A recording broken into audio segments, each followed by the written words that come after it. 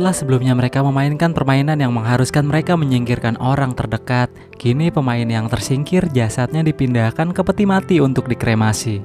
Sementara itu Junho yang masih dalam pengejaran frontman dan anak buahnya masih bersembunyi untuk mengungkap misteri keberadaan kakaknya di tempat itu.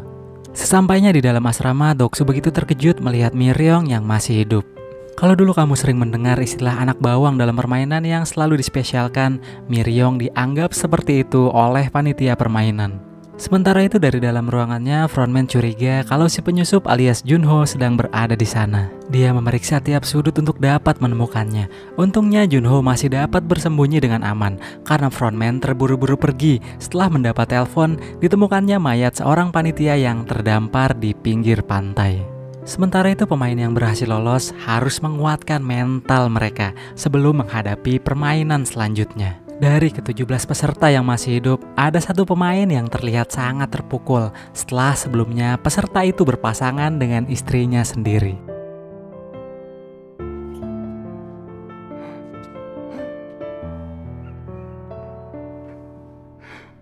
Di sisi lain, frontman akhirnya mengetahui identitas si penyusup. Keesokan harinya tempat itu kedatangan tamu eksklusif yang jumlahnya ada 5 orang. Mereka semua adalah tamu VIP yang sengaja datang untuk melihat permainan secara live.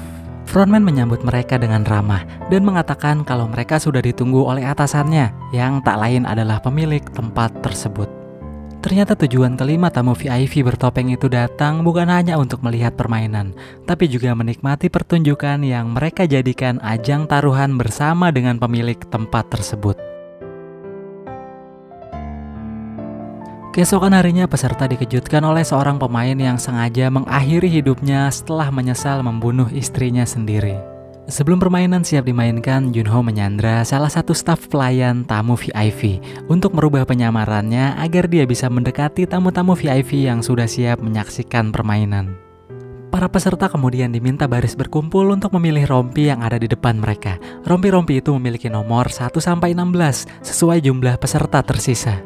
Nantinya nomor itu akan menjadi urutan bermain pada game ini. Para peserta kemudian saling berebut untuk mendapat nomor-nomor tengah, karena nomor itu adalah nomor yang paling aman.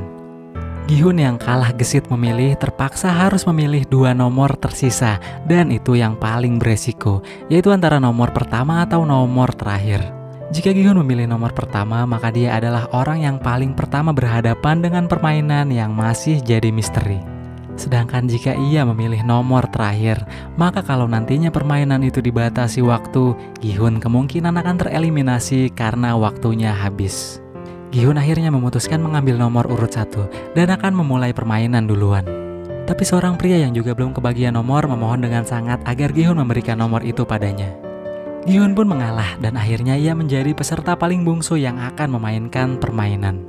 Mereka dibawa ke tempat permainan, di mana terdapat jembatan kaca yang menjadi tantangan mereka. Untuk bisa sampai ke seberang, maka pemain yang paling depan harus memilih dengan benar antara 2 baris kaca, kiri dan kanan, yang mereka akan tapaki. Salah satu kacanya sangat ringkih sehingga kalau diinjak akan pecah dan pemain yang menginjaknya akan jatuh dari ketinggian. Orang yang tadi memilih nomor 1 akan segera memulai permainan sambil menebak-nebak mana kaca yang benar. Karena dia kelamaan jalan sementara waktu semakin berkurang, Doksu mengancam akan mendorongnya. Dia pun melompat ke atas salah satu kaca. Meski pilihannya benar pada baris pertama, tapi dia salah memilih pada baris kedua dan membuatnya terjatuh. Pemain di belakang hanya tinggal melihat mana kaca yang sudah dipilih dengan benar oleh orang di depannya. Malah ada dari mereka yang tidak sempat mengingat kaca yang sudah dipijak. Satu persatu pemain mulai berjatuhan. Hal ini membuat tamu-tamu VIP yang sedang taruhan pada permainan ini menjadi kesal karena gacoan yang mereka pilih tersingkir satu demi satu.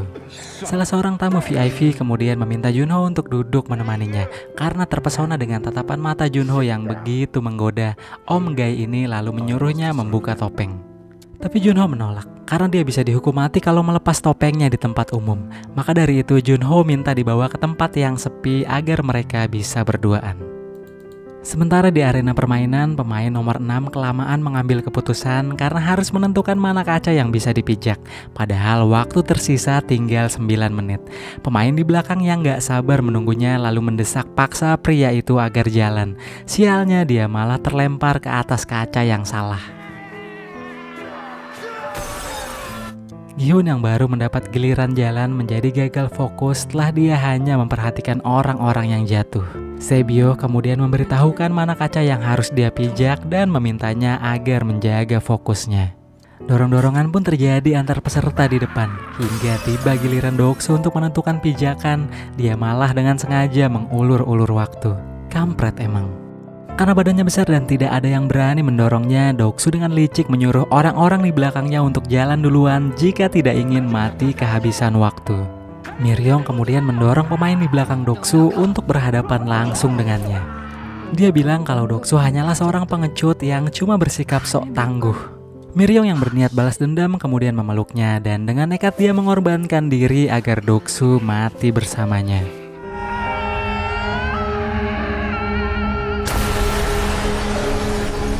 Junho yang lagi berduaan bersama tamu VIP ternyata memiliki siasat untuk mendapat informasi dari pria itu. Dia merekam semua yang dikatakan pria itu mengenai game tersebut untuk dijadikan bukti laporan. Setelah itu Junho melarikan diri, mencoba kabur menggunakan jalur bawah tanah. Gi-hun, Sebio, dan Sang-woo yang kebetulan adalah peserta dengan nomor urut terakhir masih terus melanjutkan permainan. Saat ini hanya tersisa 4 orang dan 4 buah baris kaca saja dalam permainan. Satu pemain yang berada paling depan dulunya pernah bekerja di pabrik kaca selama 30 tahun, sehingga pria itu dapat membedakan mana kaca yang keras melalui pantulan lampu. Mereka berhasil melewati 3 baris kaca di depan dan hanya tinggal 1 baris sebelum mereka sampai. Tapi tamu VIP yang menonton mereka melalui monitor jadi merasa permainan kurang menarik, sehingga frontman mematikan lampu agar game ini lebih seru dan lebih menantang. Kesulitan melihat mana kaca yang keras karena kondisi menjadi gelap, dia menggunakan cara lain yaitu mendengar suara saat kaca dilempar sesuatu. Gi-hun yang masih menyimpan 1 gundu milik Babeh Ilnam kemudian memberikannya kepada pria itu untuk dilempar. Gundu pun dilempar ke salah satu kaca, tapi untuk membedakan suara dari kaca sebelahnya, mereka harus melempar 1 benda lagi. Karena tidak memiliki benda apapun yang dapat dilempar dan waktu juga tinggal 20 detik. Sang-woo kemudian dengan tega mendorong pria itu ke depan yang ternyata kaca itu pecah. Dan hanya mereka bertiga yang akhirnya menyelesaikan permainan kelima ini dengan selamat.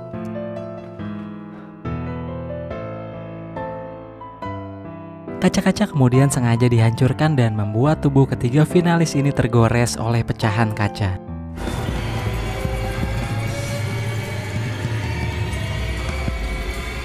Di tempat lainnya, frontman yang tahu kalau si penyusup sedang berusaha meloloskan diri melalui jalur laut kemudian mengejar menggunakan kapal bersama beberapa anak buahnya. Junho yang kabur dengan menyelam menggunakan tabung oksigen akhirnya sampai di pulau terdekat yang tidak berpenghuni.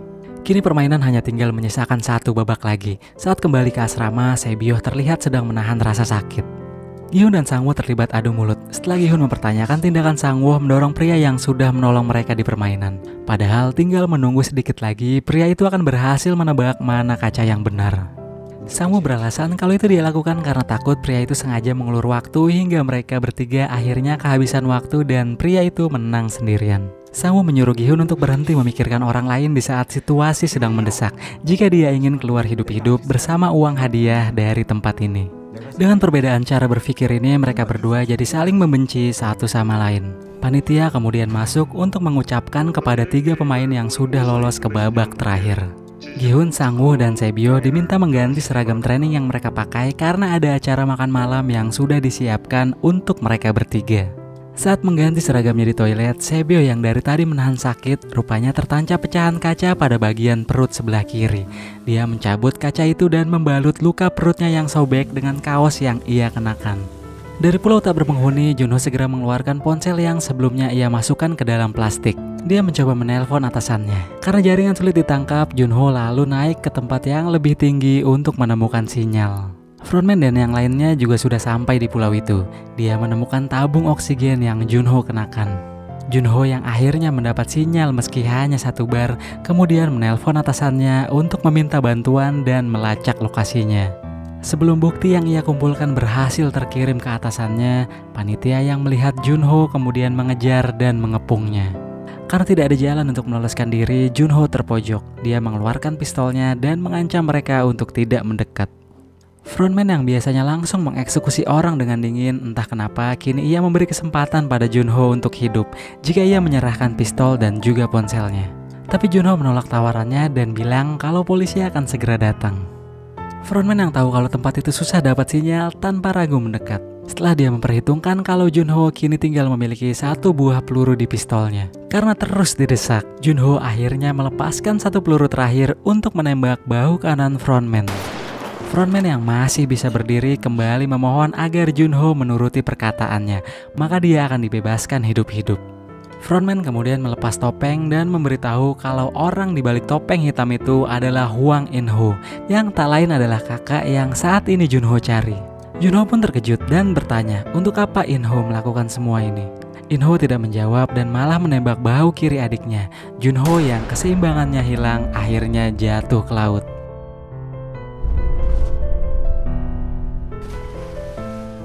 Di malam hari, ketiga finalis yang mengenakan setelan formal dijamu dengan hidangan mewah. Gi-hun melihat Sae-byo tidak menikmati makanan yang disuguhkan di saat dia dan Sang-woo makan dengan lahap.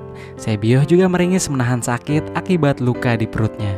Setelah beres makan, panitia membekali masing-masing peserta dengan sebilah pisau. Gi-hun yang masih tidak terima dengan cara Sang-woo kemudian berniat menyingkirkannya. Gi-hun menghampiri Sae-byo untuk menanyakan kondisinya yang sayu, tapi Sae-byo tidak ingin berterus terang mengenai kondisi luka di perutnya. Sae-byo menanyakan apa rencana Gi-hun jika ia menang nanti. Gi-hun menjawab dia akan melunasi semua hutang dan membukakan toko untuk ibunya. Gi-hun juga bilang kalau dia akan menjadi ayah yang baik bagi putrinya. Sae-byo yang memiliki adik seusia dengan putri Gi-hun lalu meminta Gi-hun berjanji untuk mengasuh adiknya yang saat ini berada di panti asuhan. Karena Sae-byo sudah gak yakin dirinya akan selamat dari infeksi pada luka di perutnya. Dan benar saja, ketika Gi-hun ingin menikam Sang-woo yang sudah tertidur lelap, Sae-byo kehilangan kesadaran. Gi-hun mengurungkan niatnya dan melihat kondisi Sae-byo. Dia pun menyadari luka yang ada di perut Sae-byo sangat parah. Gi-hun segera pergi menuju pintu masuk yang terkunci. Dia berteriak memanggil-manggil panitia. Beberapa saat kemudian panitia membukakan pintu, tapi bukan untuk merespon panggilan Gi-hun, melainkan membawakan peti mati untuk Sae-byo yang sudah tewas bersimbah darah di tangan Sang-woo.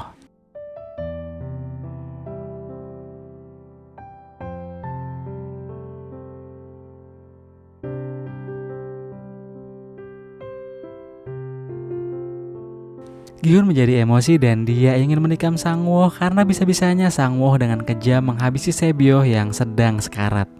Namun panitia menghentikannya, dan jika Gi-hun ingin membalaskan dendamnya, maka nanti pada permainan terakhir yang bernama Squid Game. Jasad Sae-byo dibawa untuk dikremasi, sementara In-ho sedang menyesali tindakannya yang sudah menembak adik kandungnya sendiri. Keesokan harinya, Gi-hun dan Sang-woo bersiap memainkan Squid Game, di mana permainan ini sering mereka mainkan bersama saat masih kecil. Pertarungan antara dua sahabat sejak kecil ini juga disaksikan oleh tamu-tamu VIP dari atas. Gi-hun memilih peran sebagai penyerang, sedangkan Sang-woo penjaga. Peraturan permainan pun dijelaskan oleh panitia. Gi-hun sebagai penyerang harus berusaha masuk ke dalam gambar cumi dan menginjak kepala cumi untuk menang. Tapi dia harus melewati Sang-woo yang berusaha mencegahnya masuk. Jika Sang-woo berhasil mendorongnya keluar area permainan, maka Gi-hun dinyatakan kalah. Pemenang juga bisa ditentukan jika salah satu dari mereka tidak dapat meneruskan permainan alias mati. Dari semua jenis permainan klasik yang ada di Korea, Squid Game adalah game yang sangat menguras energi dan cara kekerasan juga boleh dipergunakan. Permainan pun dimulai. Gi-hun yang sudah menyiapkan pasir di tangannya hanya boleh berjalan 1 kaki sebelum mencapai leher cumi. Pasir itu dia lempar ke mata Sang-woo yang sedang berusaha memblokingnya menggunakan pisau. Gi-hun terus berjalan melintasi leher cumi-cumi. Hujan pun turun di saat mereka berdua saling berhadapan. Sang-woo memberi alasan kenapa dia tega menghabisi nyawa Sae-byo. Dia sudah menduga sifat Gi-hun yang gak tegaan sama orang.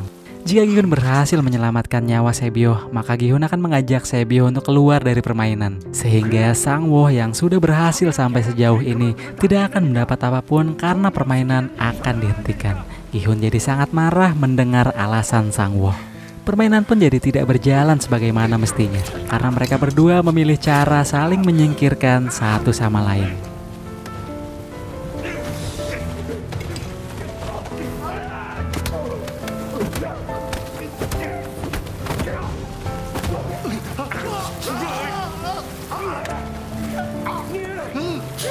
Sangwoo berhasil melukai paha kiri Gi-hun menggunakan pisau, membuat Gi-hun berada dalam posisi sulit untuk menang. Namun dengan tekad balas dendam yang kuat, Gi-hun berhasil bangkit dan membalikan keadaan. Sangwoo dibuat sekarat.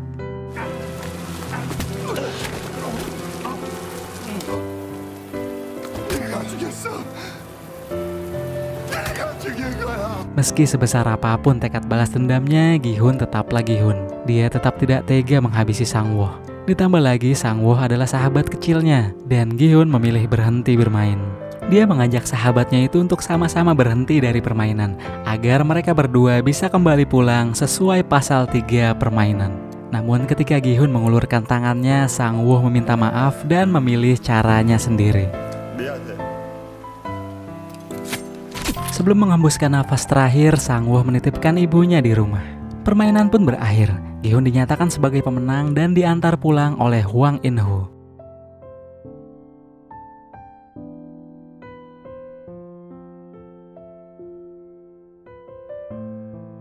Kartu debit milik ibunya juga dikembalikan beserta saldo sebesar 45,6 miliar won. Walau baru saja mendapat uang yang banyak, ia tetap tidak kelihatan senang mengingat dengan cara apa ia mendapatkannya. Dengan langkah yang berat dia berjalan menuju rumahnya. Gi-hun bertemu dengan ibu Sangwoo dan diberikan bungkusan ikan untuk ibunya karena sudah 2 hari ibu Gi-hun tidak terlihat. Gi-hun juga ditanya apakah dia tahu kabar Sangwoo. Dia tidak bisa menjawab dan kembali melanjutkan perjalanan pulang. Setibanya di rumah, Gi-hun menemukan ibunya terbaring di lantai. Ia mencoba membangunkan ibunya dan bilang kalau Gi-hun pulang bawa uang. Ibunya tetap tidak membuka mata karena memang jasadnya sudah tidak lagi bernyawa. Sayangnya dengan saldo di rekening yang menumpuk, Gi-hun belum sempat memenuhi keinginannya untuk membantu ibunya.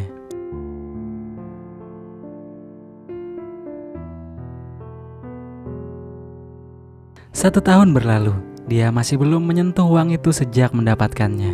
Gi-hun selalu merenung sendirian di dermaga. Di malam itu ia dihampiri oleh wanita tua dan diberikan bunga. Gi-hun menemukan amplop pada bunga itu yang berisi kartu dengan simbol yang ia kenali. Di balik kartu itu tertulis waktu dan tempat yang harus ia kunjungi. Sesuai pada apa yang tertulis, Gi-hun datang tepat waktu. Dia tidak percaya dengan siapa orang yang ia temui di sana.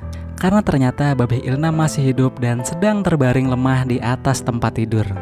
Fakta pun terungkap. Secara mengejutkan, kakek tua ini mengaku kalau dirinya adalah dalang dari semua ini dan membantu mengatur permainan. Dia memanggil Gi-hun setelah tahu bahwa Gi-hun belum menghabiskan uang hadiah yang ia menangkan. Ilnam menaruh empati padanya, karena sudah pasti Gi-hun sangat menderita dengan perasaan bersalah atas semua orang yang telah kehilangan nyawa mereka pada permainan yang ia buat. Dengan emosi, Gi-hun menanyakan untuk apa ia membuat permainan gila itu. Ilnam menjelaskan game itu tercetus saat ia bersama teman-teman yang dikenal sebagai tamu VIP sedang berkumpul. Mereka lalu menciptakan permainan ini yang tak lain hanya untuk menemukan kesenangan mereka yang sudah lama hilang. Karena dengan kebutuhan yang selalu bisa terpenuhi, sementara uang para milioner ini terus menumpuk, pada akhirnya mereka merasa bosan. Gi-hun cukup merasa jijik mendengar game ini dibuat hanya sebagai cara bersenang-senang, sementara ratusan nyawa melayang. Dengan cepat Ilnam mengingatkannya bahwa ia tidak pernah memaksa peserta mengikuti game itu, mereka yang menandatanganinya sendiri. Bahkan 93% peserta bersedia datang kembali untuk memainkan game itu. Padahal mereka tahu persis resiko apa yang akan mereka hadapi dari permainan tersebut, termasuk Gi-hun. Ilnam lalu menceritakan masa kecilnya, di mana ia merasakan kegembiraan saat bermain bersama teman-temannya, sampai ia lupa waktu. Ia ingin kembali merasakan momen itu sekali lagi. Maka dari itu, daripada ia hanya menonton permainan yang ia buat, lebih baik ia ikut bermain bersama peserta. Ia bahagia bisa bergabung dan bermain bersama Gi-hun. Berkat Gi-hun, ia bisa mengingat kembali hal-hal di masa lalu yang telah sejak lama terlupakan dalam hidupnya. Bersamaan dengan waktu yang menunjukkan pukul 12 malam, Ilnam menghembuskan nafas terakhir karena penyakit tumor di kepalanya.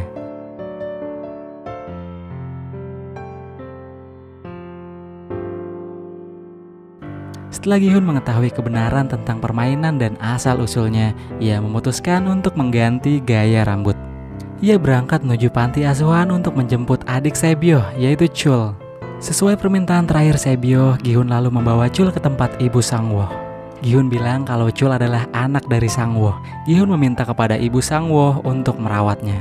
Ia juga meninggalkan koper berisi uang sebelum melakukan perjalanan menuju bandara untuk menyusul putrinya di Amerika. Saat menelpon putrinya, Gi-hun melihat orang yang pernah menemuinya di stasiun, sedang bermain dakji bersama pria malang lainnya. Sayangnya orang misterius itu sudah tidak ada di tempat saat Gi-hun datang. Gi-hun lalu mengambil kartu nama dari calon pemain dan menuntut agar dia tidak ikut bersaing. Gi-hun yang masih menaruh dendam pada permainan yang pernah ia ikuti lalu menelpon nomor di kartu itu. Ia kemudian berjanji mereka yang terlibat pada game itu akan membayar semua yang terjadi padanya dan juga yang lainnya. Ia memutuskan untuk tidak jadi pergi menyusul putrinya di Amerika. Dengan penuh tekad untuk melawan dan mengakhiri game ini selamanya, Gi-hun kemudian berbalik dan berjalan pergi meninggalkan bandara. Season 1 pun selesai.